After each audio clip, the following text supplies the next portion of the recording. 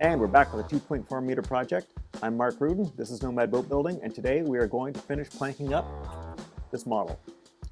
Now this has been a really great learning experience for me. Building models is always educational, and in this case, it's really worth my while doing.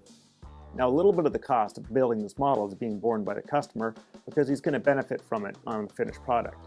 And the rest of it is being borne by me, and I don't mind doing that because it increases my knowledge and my skill level.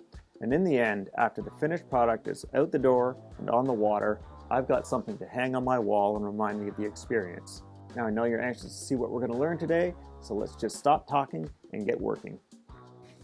So I've been puzzling away at this model for the last couple of days and trying to figure out the planking here. And mostly it's been going just fine, but there's this one area that's really difficult to figure out. It's hard to interpret.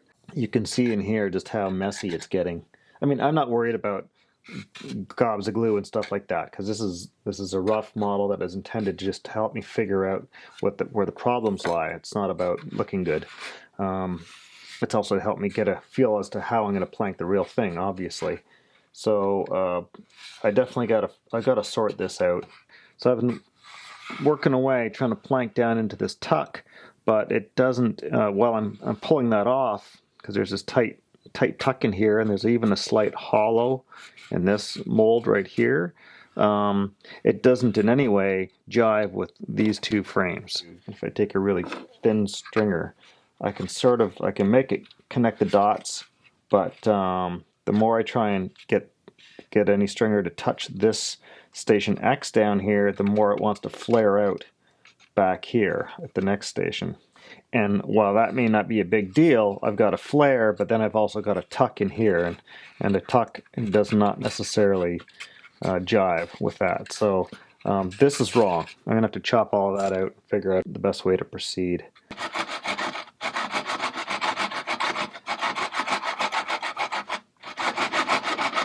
I'm going to take it right back to this plank up here, I think.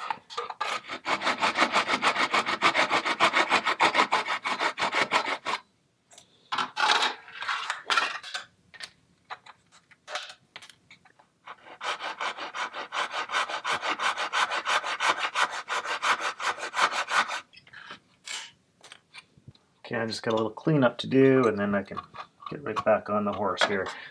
Alright, so the way I'm trying to sort this out is I've just chopped out the planking that I didn't like, and now I'm just playing around trying to find sort of the most neutral path through this space here. And it feels like this is it. I'm not sure if I'm 100% correct, but we'll go with that. So I'm just going to continue with my planking schedule here, trying to make up these planks again and see if we can't fill in this gap in a way that looks right. Alright, that's it for this layer of the model. I had to use these little shims here to try and get this planking to sort of stay put. I just couldn't fit it tightly enough, or at the very least if I had tried to squeeze one more plank in, it would have been so skinny I never would have gotten it in there. And things weren't sitting quite nicely, so the shims are just to help sort of stabilize those plank edges and keep them aligned, and also just bridge the gap a little bit so that I could get something in there. Anyhow, that's fine. It's all going to get ferreted out. This area back here in the tuck, oh man, this is going to be tricky. And I really didn't come to a resolution that I'm happy about. For now, I'm just going to, quickly sort of dub this off with some sandpaper just to ferret out, and then we'll have another look at it.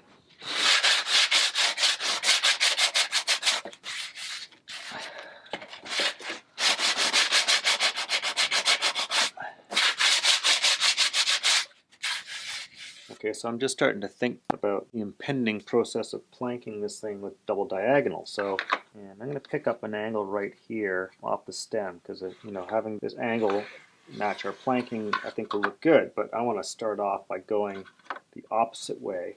And I am most concerned, of course, about all the stuff down here in the tuck. So I am just going to begin by laying out a bit of planking towards the tuck end with this same angle. So I shaved down a little bit of yellow cedar here. So I've got this little bending jig I made. This is really just a very jippy version of what a luthier uses for bending.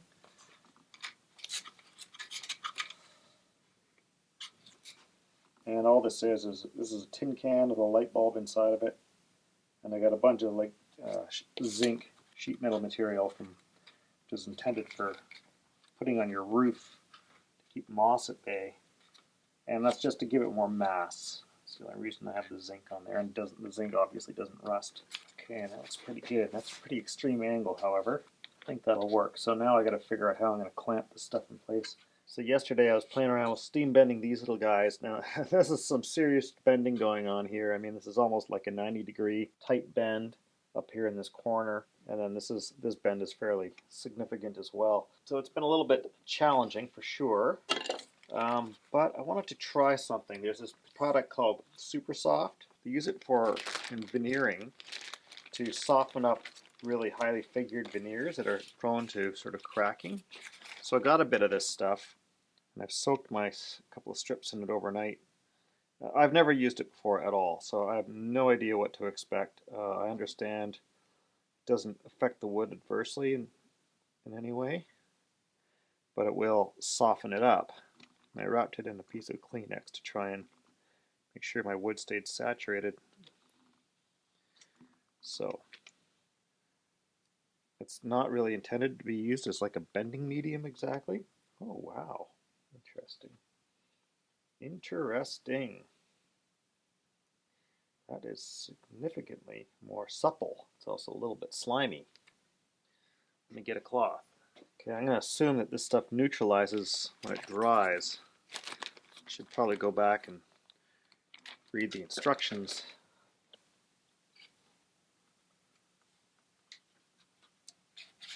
Look at that. Nice.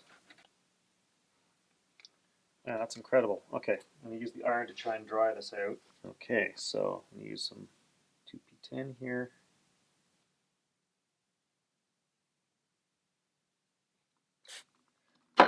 Start with a little squirt, actually.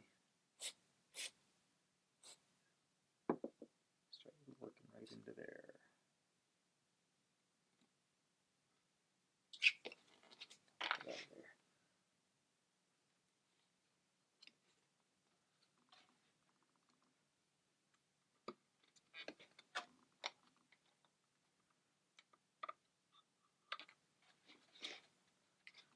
Okay. That worked out okay.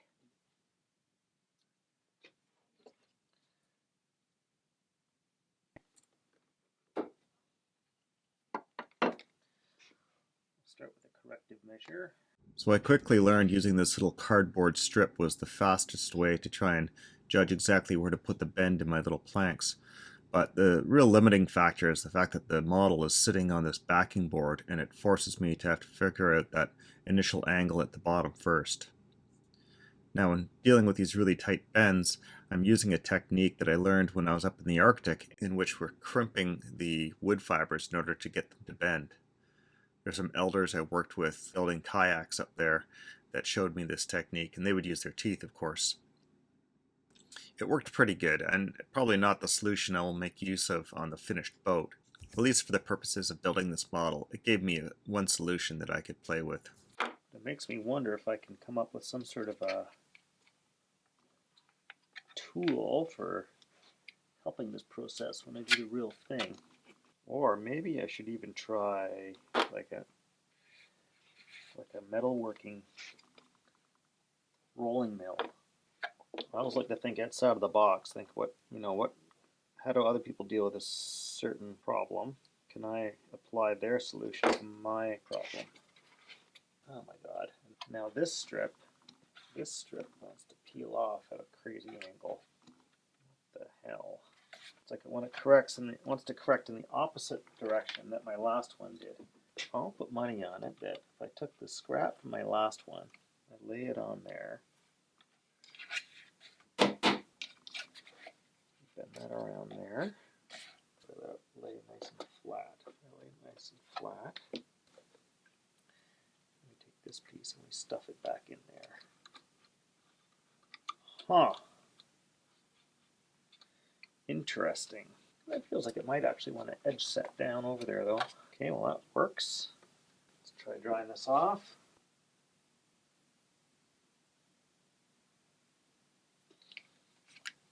Cyanoacrylate is not necessarily the most forgiving glue to work with.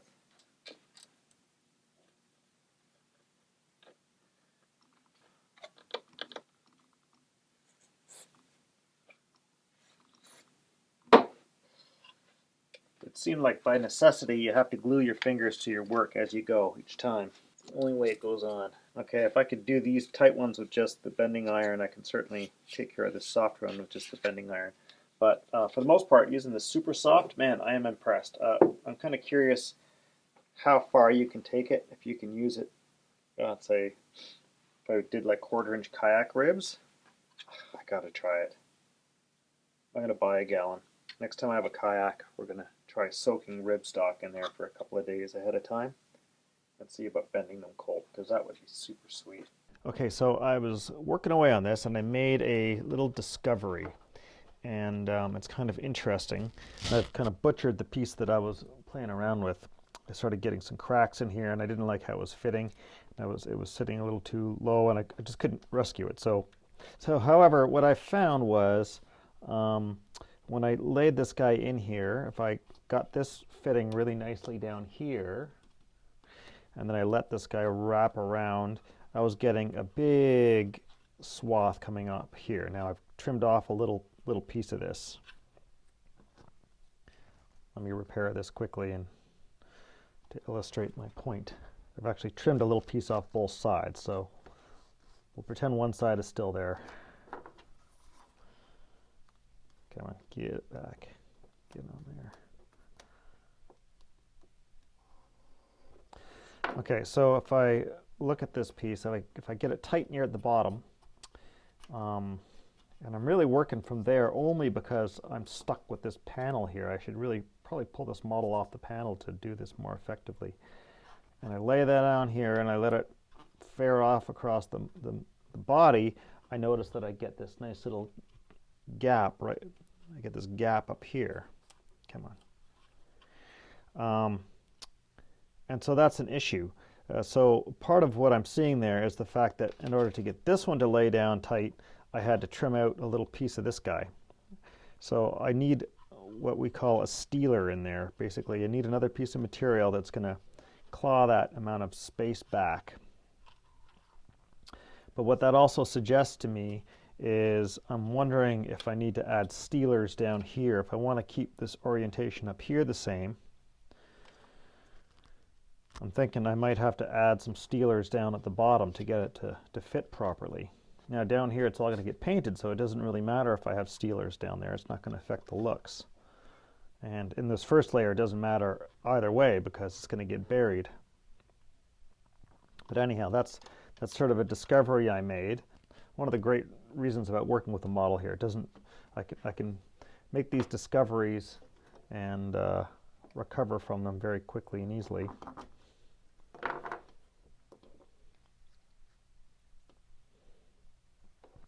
I'm just going to quickly fare out this little stick.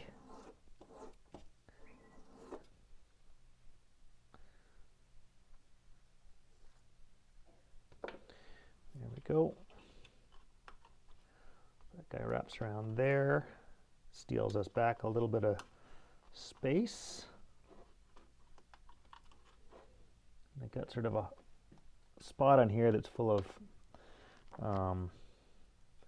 the adhesive that's not really cleaning up very nicely. It's the downside of cyanoacrylate. It's really hard stuff and it's really difficult to clean up effectively. So I think I'll put the steeler on and then we'll move forward and see if I can't find the best solution. And I think it's going to be adding steelers down here.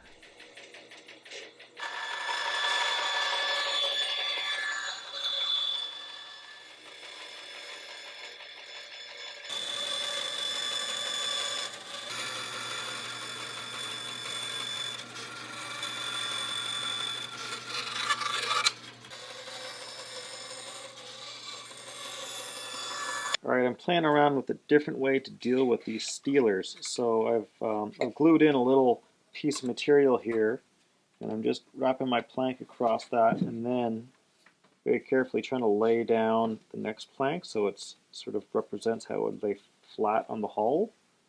If you tweak it down too much, it's going to change the attitude. So if I push it down hard on the outside edge, it kicks in that way a little bit. So I don't want to do that. I want to try and follow the surface of that steeler. Just grabbing a line on there, and fingers crossed I'll be able to cut this cleanly right on the hull. I really wish I had a tiny little rabbet plane to clean up these lines, and I can actually get one, but I don't own one.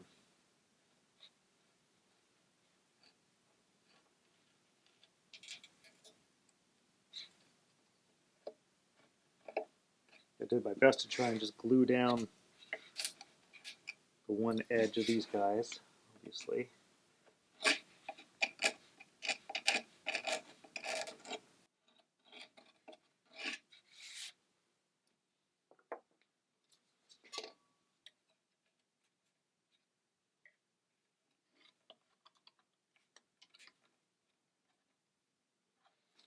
There we go.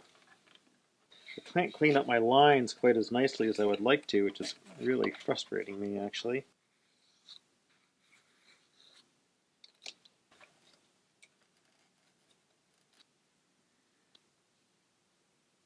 Tuck there.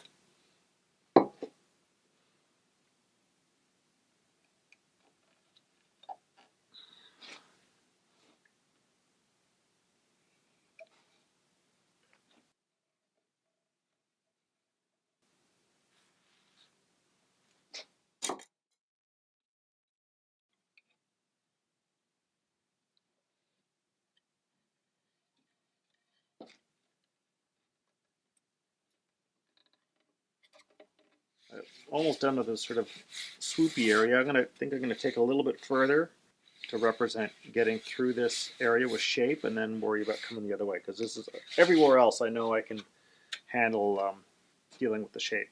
It's just this sort of particular area that's the trickiest.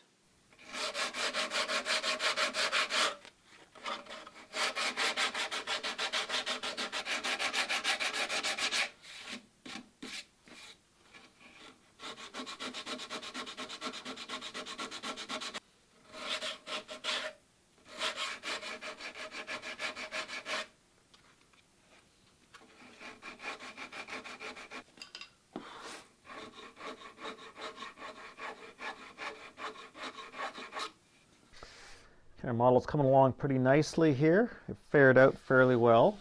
And what I'm going to do now is I'm going to start working on my second diagonal planking layer. I'm not taking this any further because this is a builder's model. The point isn't to try and make something that's pretty to hang on the wall. The point is to make something that is informing us about our process.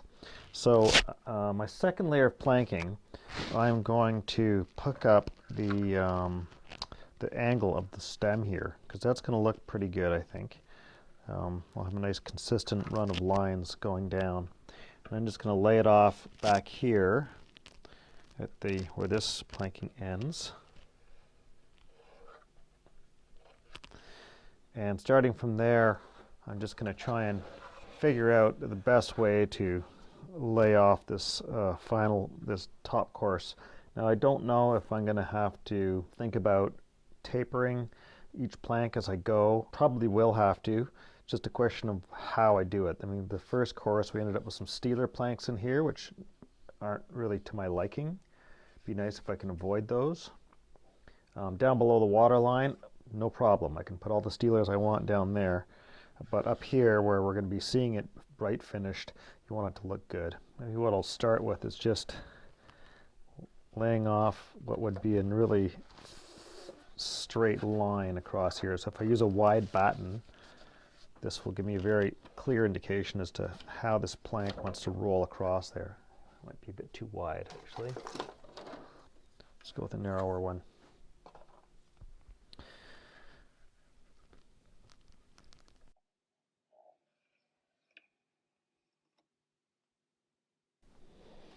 And I'm going to draw another line on the other side. So we have what would basically represent a parallel-sided plank here.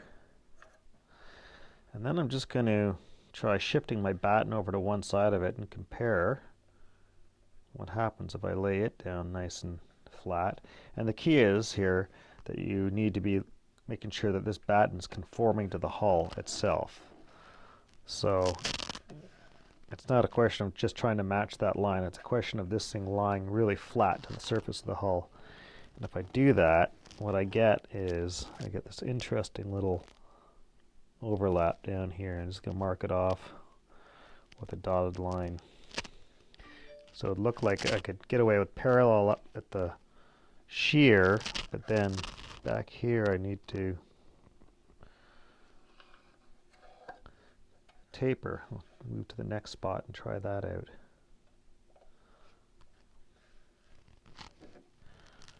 Again, I'm just starting to follow this line up here, and then I see where it rolls out, and again I get the tapering down just below the towards the keel. Actually, that's pretty good. Okay, so I've made up a piece of cardboard that represents my plank width. So what's nice about cardboard is there's really no surface tension to it, and so it's not going to affect the lay of the plank the way a piece of wood will.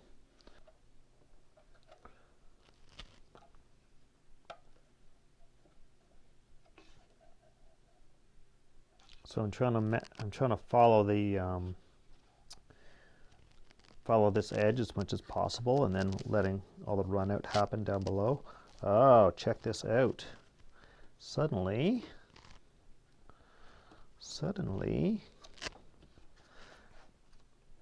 okay, that makes a whole bunch of sense from before.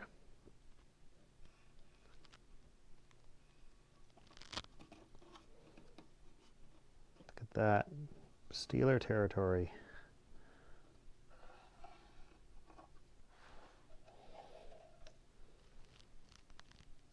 Might take these a little further forward just for the hell of it.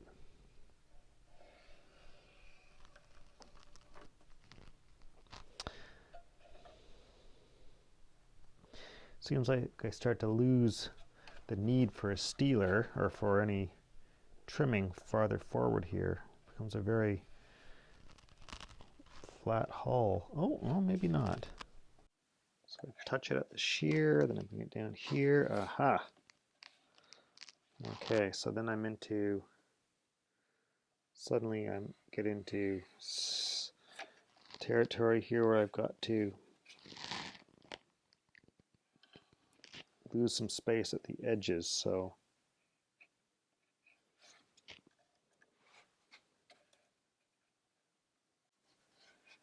I'm going to back up a step again. I can do this all day long. Step forward, step back, step forward, step back.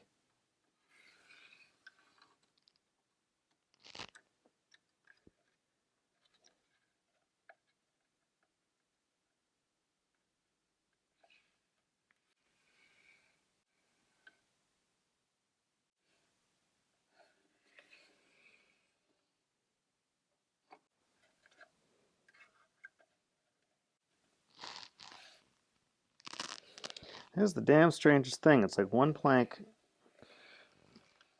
demands this big piece taken out of it, and then the next one doesn't. Bet you that's going to happen again right here. Boom, boom, boom, boom, boom. Yeah, what the hell? Weird.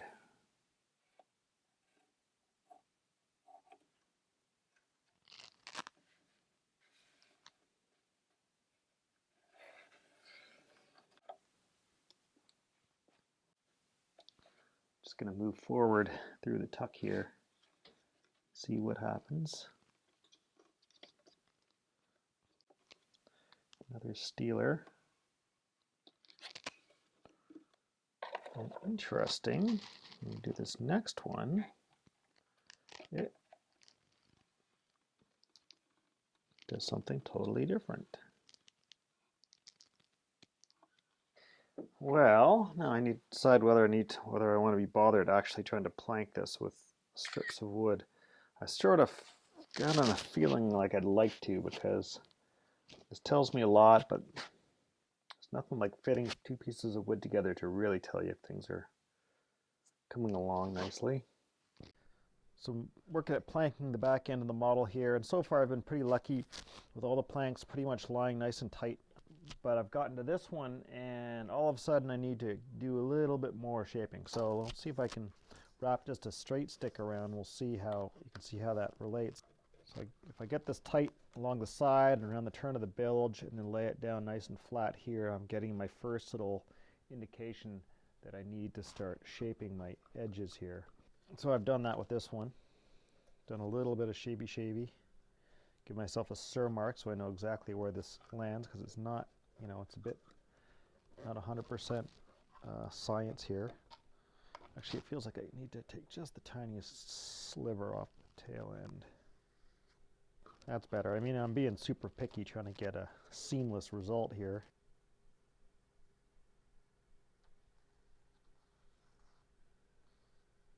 Quite a bit of adhesive on there. Maybe a bit too much, but hard to say. Okay. And this stuff kicks fast, so I got to be careful. And boom. And then you get your fingers moving around real fast so you don't glue them right down to the hull anywhere. I could have been a little tighter in there, I think, but give that a little blast just to kick it off faster. So you can tell each time it wants to rise up like right there, and then it also wants to rise up back here as it comes around the turn. I mean, that's just natural cupping that wants to happen in the plank. Okay, before I move any further, I want to just trim this shear back. So I got a little technique where I get the saw started and then I use my thumb as a guide back here.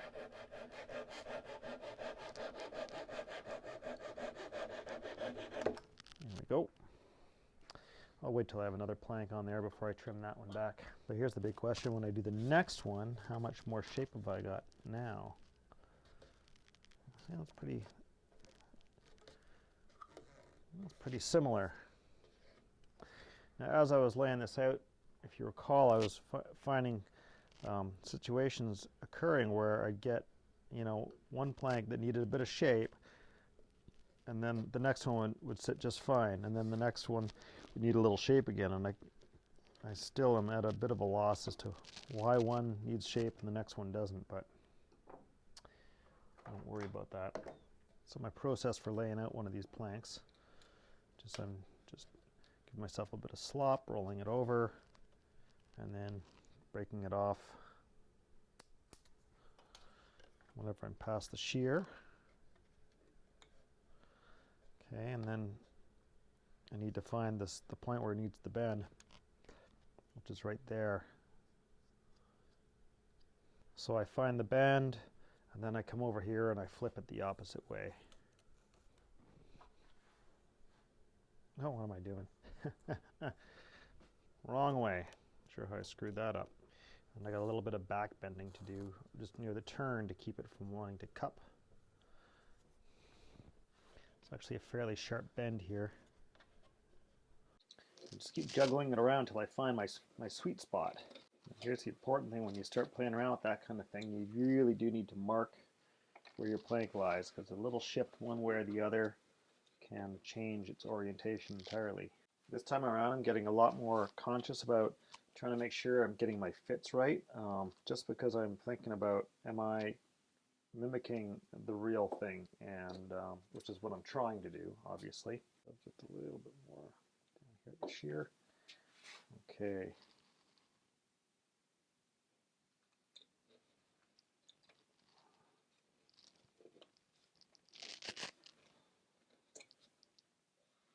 Ah, stuck myself on the inside. I tell you, my fingertips are like plywood after monkeying around with this stuff for a couple of days. Okay, so I got some stock out here that's been soaking in the super soft solution for the weekend. Now, it seems like just overnight is fine for this stuff, but I am just amazed at how well this works. So just look at this. Look at that. No steam, nothing. It just snakes right down into this nice little tight spot here. So I'm just looking at my veneer alignment.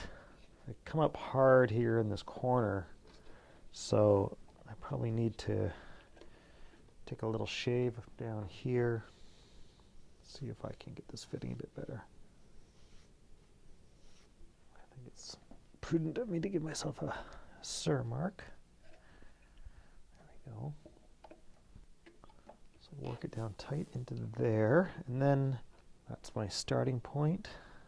Working my finish point is the trick. Looks like maybe it runs out there.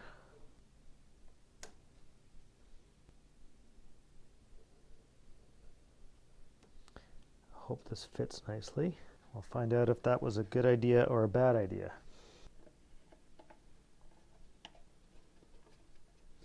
Actually, that seems like maybe it was a good idea. Okay, I think I need to get another little quick grip to grab it here so I can do this bend. Okay, here we go.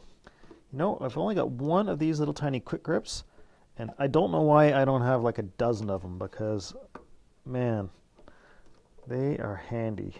I always buy 2 clamps of everything. I don't know why I have only one. Probably because it was like 10 bucks. It felt like it was a lot of money for a tiny clamp.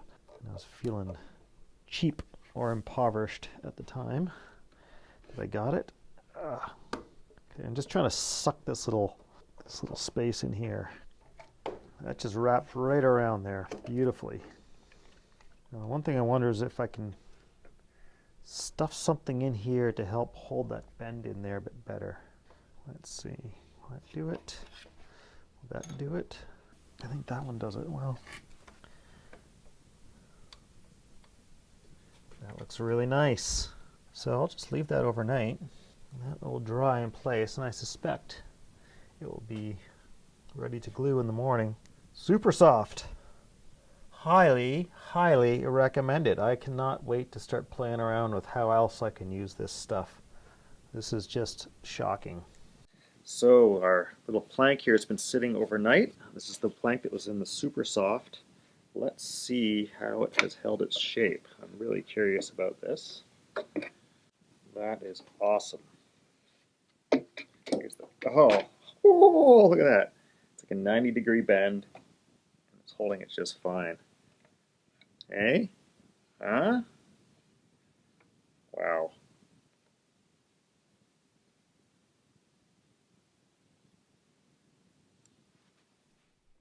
Push that down, wrap that around. It's so cool how smoothly that wraps. I mean, even a dry one will wrap pretty good, but you can just feel it. It's how supple that is. Okay, so I need to make a steeler that's gonna sneak into that spot. I think I got a feeling that this stuff will hold its suppleness for a while. So I'm gonna just take off this scrap here and use it for my my new steeler. Boat building is forced ambidextrosity. Is that a word? Okay, so that goes to there. Let's see. Oh yeah, that'll wrap down nicely. Let's see if we can find a good way of marking this off. So first of all, it looks like I need a little bit of a back bevel to get this to fit nice. Start with that. And I'm going to mark my feather edge point, I think, right there. Okay, so now I'm going to mark my tail end here. So I'm just going to use my fine point dividers here to pick up that width. So right there. There we go. That looks pretty good. I think I need to have a little more taken out in the middle there.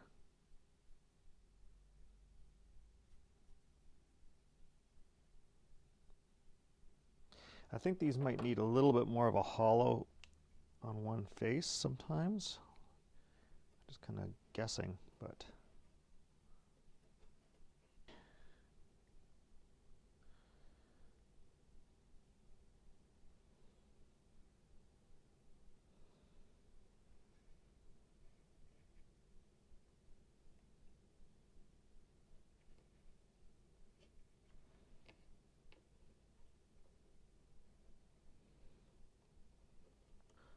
all right, now if I come back to my first plank, or the plank that's going over top of that, clamp it. Okay, so it gets sort of a hollow in here. Let's see if we can shape it to fit. So let's say my hollow stops there and there. So I'll give that a shot, a little shapey shape.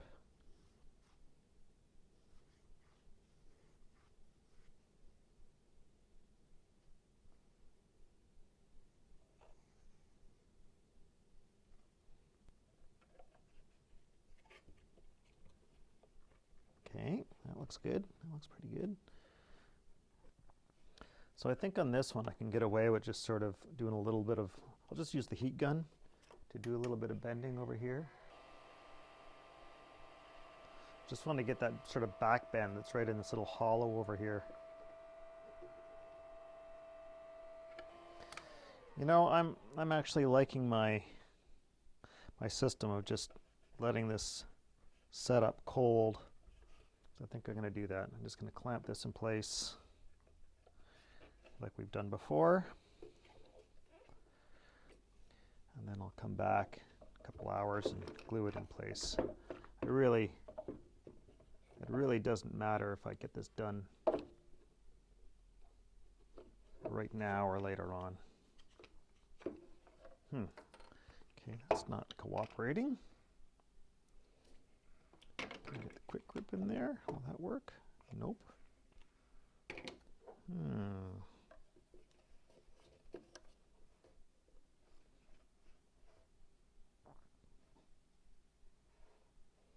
I need to screw a little cleat onto the back side of my mold here.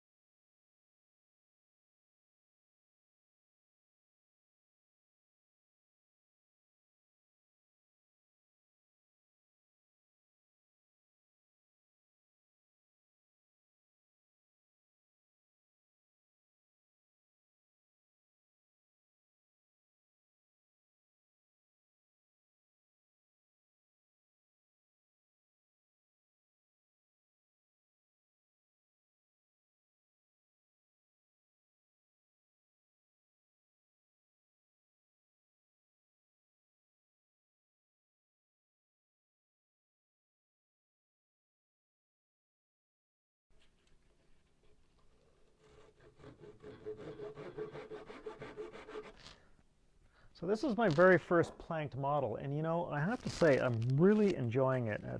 It's really fun, especially compared to a half-hull model. Is, you know, it's half-hull models are fun, but they're really a carving project, and I got nothing against that. And if you're trying to design something from scratch, the half-hull model is absolutely like the regular, what we call the bread and butter lift method, is extremely valid. However, I'm just finding this, if you've got a set of lines already, this is actually proving to be really interesting in ways that I hadn't expected. Because I don't really need to take lines off of this model. This is really just for the sake of, you know, the experimenting with the building process. It's looking pretty good. It's like there's this tiny little bit of hook that happens right here at the tail end that keeps throwing me off. Longboard.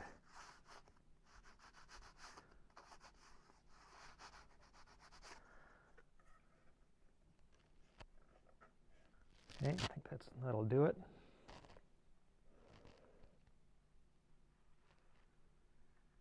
Here goes nothing.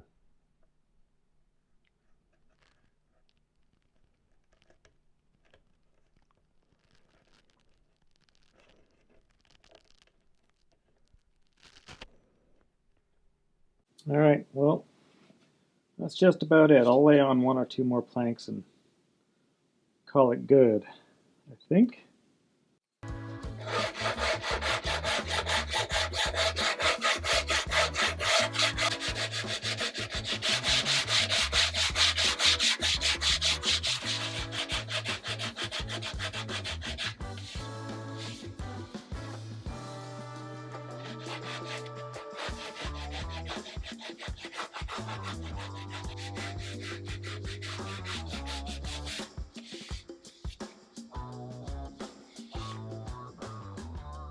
little quick follow-up to the test I was doing. This yellow cedar has been sitting in that super soft for, I don't know, a couple weeks now, I think. And it's taken a little bit of force to do so, but I'm actually getting it. This is cold here, bending it cold. Getting a little bit of breakout right there, but for the most part, getting it around to a very tight bend. Like that's astounding for a cold and dry wood. I mean, well, it's not dry because it's been soaked in the super soft, but even green wood, I don't think you get it to do that quite that easily. Not with this kind of width. I might be wrong though. Actually, geez, look at that. Astounding. Well, now I'm starting to get failure, but still it hasn't snapped. Okay, that's it for this little project. We got this all wrapped up. I threw a couple coats of shellac on just to pretty it up, and you know what? In the end, I think it turned out a little bit nicer than I anticipated.